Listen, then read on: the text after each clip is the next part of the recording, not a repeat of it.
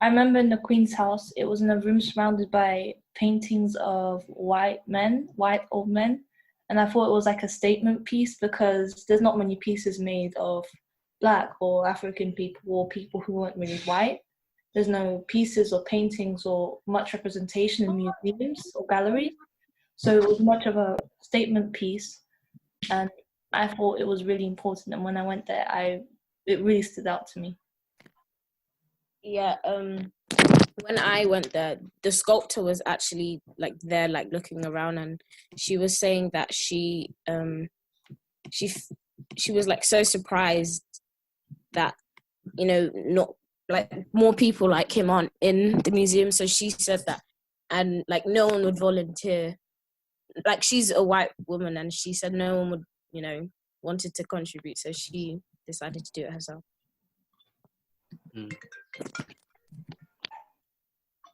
It's carved out of stone.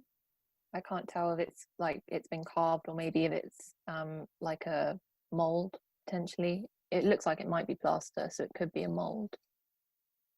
Also, he was an individual who bought his freedom. So I think him being in a room surrounded by predominantly white paintings, it shows how he's probably one of the only people to have done this. I remember behind like the Star coaster stand that she has like little stories, I think etched on in the back that she did before it dried. I think it's marble or clay, like Kira was saying.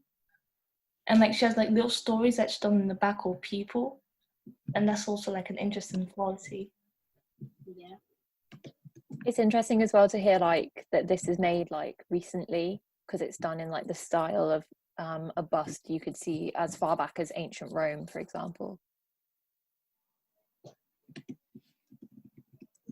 It makes me feel proud in a way because it's just like something hard to achieve like in that time, and also hard to like be able to be put in a museum surrounded by just white figures or people who were colonists, and like to have his side of the story told in a way. It makes me feel proud. I think it's quite cool that it's made of stone because it kind of gives like this impression of like permanence or strength. I don't know.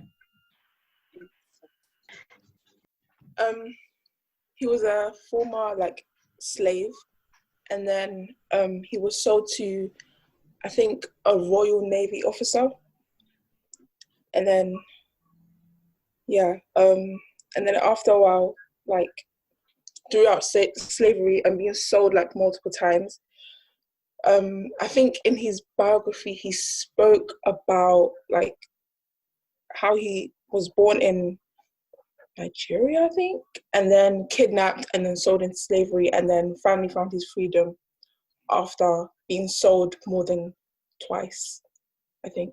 Yeah. He often like gave talks about slavery and he helped in the abolishment of slavery.